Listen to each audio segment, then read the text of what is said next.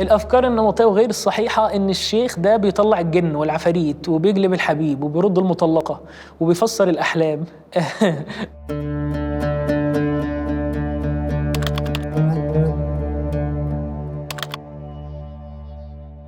اسمي محمد محمود عبودة، واعظ بالأزهر الشريف، إمام المسجد، وعندي 30 سنة. حسيت ان ربنا اكرمني بالموهبه دي لما كنت بقول في كلمه طابور الصباح في المعهد الازهري اللي انا فيه. كان دايما الاساتذه والمدرسين عندنا يشجعوني على ده. كملت بعد كده في الازهر في كليه الدعوه الاسلاميه، وكان معروف ان كليه الدعوه الاسلاميه بتهتم بقضيه الخطابه، وان هو ازاي هيكلم الناس وعلى المنبر، ويتعلم ازاي لغه الجسد، وازاي هيكون وهو بيلقي متاثر بالخطاب ويعيش مع مشاعر الناس وعواطفه. مش مجرد ان حد حافظ حاجه بيقولها، انما حد عايش حاجه حابب يوصلها للناس.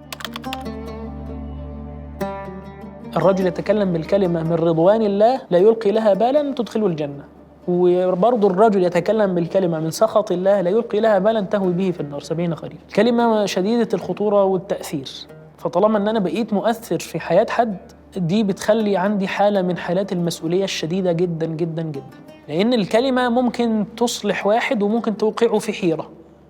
ممكن بس أنا تكلمت مثلا عن قضية الكبائر فسمع مني جملة فأصيب بيأس فلا قدر الله انتحر. الشخص الذي يحمل هم الرسالة لا شك إن هو هيحمل مسؤوليتها وتشكل عليه ضغط كبير جدا قد يعني تخليه ما ينامش. قضية السوشيال ميديا مهمة جدا، وأنا مع ده جدا بالضوابط اللي تحمي الإمام ورسالته.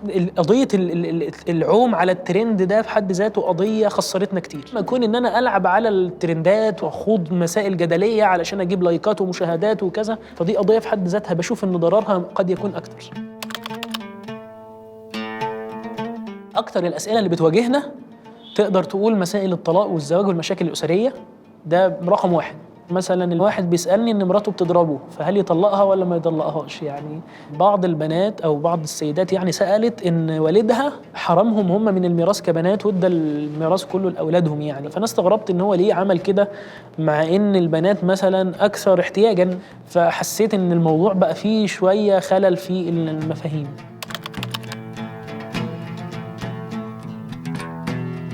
المسؤولية تجاه أبناء جيلي أنا بأظنها مسؤولية مضاعفة.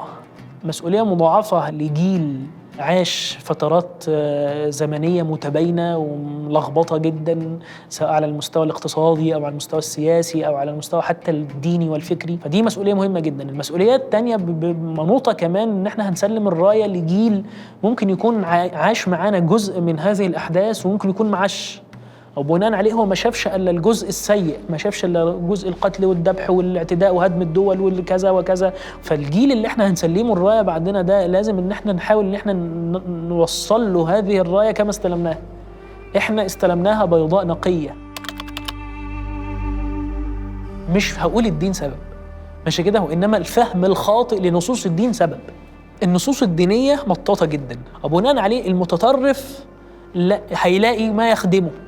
ليه؟ لأن نصوص الإسلام نصوص واسعة اللي بيضبطها الفهم الصحيح عبر المنهج العلمي المعتبر اللي هو بيستخرج من النصوص هذه التسامح والرحمة والخير والود والمحبة والتعايش، وبينفي الأفهام الخاطئة اللي فيها الإقصاء والقتل وكذا.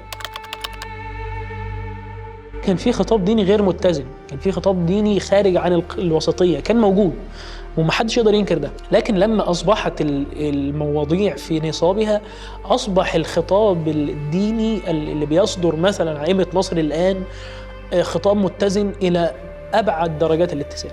خلاص ما عادش حد يقدر يطلع يقول فكرة غير منضبطة أو غير متزنة على منبر من منابر مصر. في الظروف الاقتصادية الحالية قضية المقابل المادي محتاجة حالة من حالات الدعم. مش هقول إن هي مش محتاجة، في بعض الأئمة بيشتغلوا أشغال أخرى، بيقدر إن هو يعمل أي عمل آخر في الفترة دي يتناسب مع كونه إماما. وفي بعض الأئمة يعني هو مفرغ نفسه لهذه الرسالة وبيحاول يكيف أموره على قضية الراتب ده.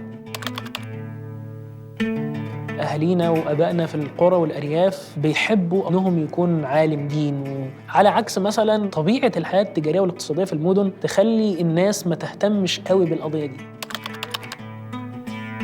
الإمام شخص عادي يا جماعة، يعني ممكن يخرج ويتفسح ويركب مركب على النيل ويمشي هو ومراته ويروحوا يشربوا ليمون على النيل.